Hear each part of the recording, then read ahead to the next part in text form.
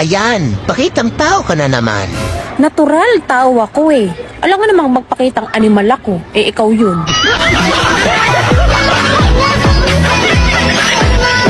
Maikli lang ang buhay, kaya piliin mo mamwisit araw-araw.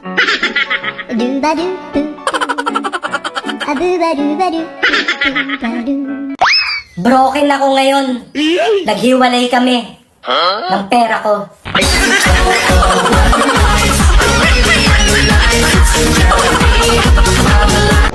Uy be, maldita ka daw?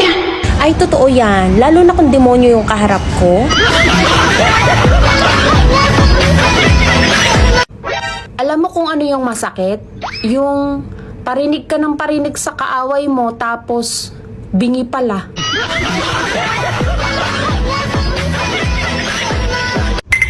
Uy Beshi, huwag ka na malungkot, makakahanap ka rin ng taong bubuo sa'yo. Bakit? Mukha ba akong basag?